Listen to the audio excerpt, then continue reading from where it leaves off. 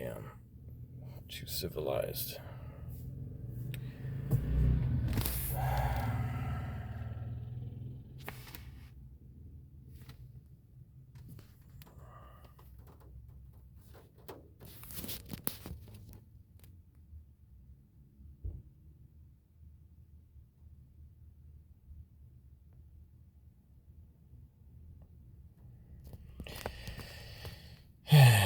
Alright, what do I hate?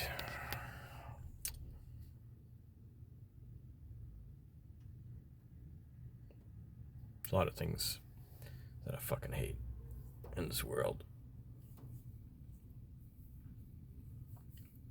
One of the things that I hate about men is that you can't really... There's always like a point at which like a man will shut their brain off and, you know, they'll like want to get into a fight, like physical, you know, violence with you, and it could be over something really fucking stupid. But it's like sometimes when like something is very important and it needs to be communicated, like when a certain threshold of intensity, you know, hits, you know, it's like a man can't fucking hear the truth, and it's like so fucking pathetic and cowardly. Like, you know, men will shut down and they will use violence to silence, you know, the person that they're, you know, communicating with, or, you know, the person that's trying to communicate with them, you know, and it's sort of like, it creates this atmosphere of fear and of tiptoeing, you know, around, you know, now you realize, okay, now you have this like subject that you know, realize this man is too much of a fucking coward to be able to have a conversation about this without like having a meltdown internally, and, you know, really be able to look at it from, you know, multiple angles to really like recognize, you know, like, okay, well, how do we solve this problem without like beating the fucking shit out of each other? You know, and it's like, I really resent that in this world. There's like so many things that don't get discussed between men, you know, between men and women, you know, that need to be talked about, because men are like little fucking pussies that can't fucking hear, you know, certain things without just like wanting to throw their fists or, you know, threaten violence, you know, physical destruction to their environment, you know. And what it says is not anything about, you know, masculine strength. It just shows like how fucking weak and pathetic the men of this world are, you know, and how weak, emotionally fucking weak, you know. Particularly, it's very important to have, you know, emotionally authentic, open communication, you know, as human beings, particularly in a world that is becoming increasingly complicated and difficult to maneuver. And so, like, you know, to have this feeling of like, you know, this unspoken, you know, these unspoken lines that we're not allowed to cross with each other as men, you know, as emotional human beings, you know. And, you know, sometimes, you know, just like, in order to get things done, and it's just like this territorial thing of like, get out of my space, you know, like, get out of my face, you know, like, don't confront me with this, I don't want to hear it, I don't want to, you know, like, my brain can't handle it. It's like, why? Yeah, your brain can fucking handle it. You don't need to like cower and go into like some fucking panic mode to you know, process this information. You know, like, grow some fucking balls, you know. Learn to fucking, you know, be a better listener. Just listen, you know, hear it, and without having a fucking meltdown or having to like punch someone in the face. You know, that being said, you know, there is, you know, a certain utility, you know, that with male relationships, that is, it is helpful, you know, that we can be physically aggressive with each other, to a certain degree, without damaging each other, quite to the degree that it would be if, it was a male-female, confrontation. Because, like, I know, it does, when two men fight each other, it can get ugly real quick, but too, and you can definitely injure each other. But, if there's a certain, respect between two men and, they like, need to beat each other up a little bit, usually there's going to be a certain level of like restraint of like, okay, yeah, no, I'll like, knock you around a bit and you'll knock me around a bit, and, we'll end up on the ground wrestling each other. And then, somehow, that says a lot. And, somehow that it's like a way of, like a way of communicating that is important, because it says, it allows us to express our intense feelings and emotions, and it makes us, feel more safe, with, our male friends and relationships. And, I remember a time back in, elementary school, one of my friends that became my best friends, the way we became friends is first we beat the shit out of each other, and then all of a sudden, like, that released something, and we're like, hey, like, oh yeah, you're cool, like, I don't have to, like, I don't have to play nice, with you. And, it's a nice feeling that you don't have to feel like you're going to be bullied into, like, feeling, like, oh, you're this destructive male thing, and, there's so many of us, me, myself, I was raised by, my mother, until she passed, and then eventually ended up with my father.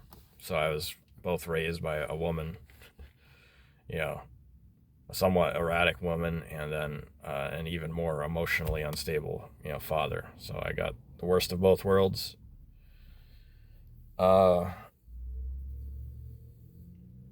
And, I wasn't, so, I got to experience both what it's like to have a shitty mother and a shitty father at different stages in my life. So yeah, but a lot of men nowadays are just like raised by women, and, I don't think women really understand, male emotions. So a lot of things that are, right for women, are not necessarily the best thing for a little boy. And, an energetic little boy, things that are normal and healthy for an energetic boy, women are going to view with suspicion and, not understanding, where this is coming from and what it means, and, what should she do to, like, control her child, essentially. And so, I think, a lot of the mistakes that women do is, in order to control, their sons, they try to get into, like, they try to control them through their feelings, so they try to control their sons with guilt and shame. And this is like, what my grandmother attempted to do to me, rather than, a sort of like, with a father, you respect your father because you know that, like, he will fuck you up if you, cross certain lines. And it's not like a matter about you feeling like a shitty human being. It's just like, if you cross certain lines, he'll fuck you up. And, you know that, so you don't cross that line, with him. But, with, female parents, when there isn't a strong male, presence, I think, that tends to really, mess with a boy boy's self-esteem, and then later on in life, you know, you have like this fucking pussy living with you, and you wonder, like, you know, like, why isn't he doing anything with his life? It's because he's, you know, he's been trained to be, you know, ridden with guilt and shame, you know, because to be a good boy, you know, what he learned was is to not be himself, to not express himself energetically, to he doesn't really know where the real boundaries are. He's just sort of like left in a state of just feeling constant guilt and shame. So like, what does he do? He like retreats into some fucking, you know, safe place, and, you know, inside the home, and, you know, then he doesn't want to leave, or, you know, or he becomes some kind of fucking drug addict or something, you know, because he doesn't really know how to feel his feelings as a man, and isn't really allowed to exist, you know, as his primal self, you know. So yeah, I got the guilt and the shame, you know, from the females in my family. You know, I sort of learned how to feel shitty about myself there. And then with my father, you know, it was like over the top fucking, you know, like life-threatening, fucking living in fear. Like, you are not allowed to, you know, cross any fucking line with me whatsoever. It's just like, immediately I'm gonna go from 0 to 100, and you will be fucking, you know, terrified, you know, that your life will be in danger if you like try to be authentic with me in any way whatsoever. So yeah, it's just, it fucking, this world is, I don't know. You know, is it my fucked up childhood, or is it this world? I don't know. I'm trying to, you know, heal by expressing myself authentically, and, you know, trying on different things. I try on different characters, and, you know, write poems, and I try to express my dark thoughts. And, you know, I try to like express my levity and lightheartedness as well. And I'm like, you know, finding my way through life. And, you know, what I'm finding is that, you know, I've talked about this a little bit, you know, what my needs are. My needs are essentially within my own body, you know, my own desires that sort of, you know, percolate in my system. And, you know, the more I pay attention to that, the more that, you know, the more expression that I give to that, the more I find, you know, the world reciprocates me with what I want. The more that I find what I want in the world, the more that I allow my, you know, body to be sort of a conduit for my needs. The more, you know, I express my energies. So, and that, you know, it makes me less dependent on, you know, the world's response to me, you know, because what I need is within myself. You know, what I need, you know, I feel less daunted, because, you know, to get what I want is sort of a frightening and daunting task in this world. You know, as a man in this world, you know, men are trained to be ashamed of themselves and not really allowed to, you know, what is a man? We don't even know what a man is in the 21st century, you know, because no one has ever fucking been a man in the 21st century. We're all like these fucking cowering little, like, you know, shadow creatures that, you know, barely even exist, you know, and you know, what you see out there is paraded as, you know, successful men. You know, these are just like cartoonish fucking caricatures of, you know, fucking like, I don't know, CEOs that, you know, like shove down all their feelings so that they can like break the necks of all their competitors. You know, like, what is that? That's what I should strive to be. A successful man is just like, I mean, I'd like to interview them to see how happy they are at the end of their life. And, you know, I don't know. So yeah, I'm finding my confidence, you know, within what it is that what I can do, you know, physically, to express myself, to, you know, celebrate life. You know, what do I mean by life? You know, the life force within me, you know, That's what I honor. Everything in this world can go fuck itself. This world has been hugely disappointing. So, what do I worship? I worship the life, the God, the being, the God force, that exists inside of myself, that thing that connects me to something, more true, something about my nature, God has created me, and so therefore, God is in agreement with my nature, and what I'm trying to do as a human being is to discover, what is my true nature. I don't give a fuck about what everyone else in this world says. I don't give a fuck about what, religions, politics, fuck all that shit. That shit is fucking bullshit, all that stuff, that is out there in the world, that they try to peddle as, like, oh, we have the way. Fuck that shit. No one has the way. You have the fucking way. Feel what it is that is inside of you. That's what you need. You need to fucking be in touch with that. Find that. Express it.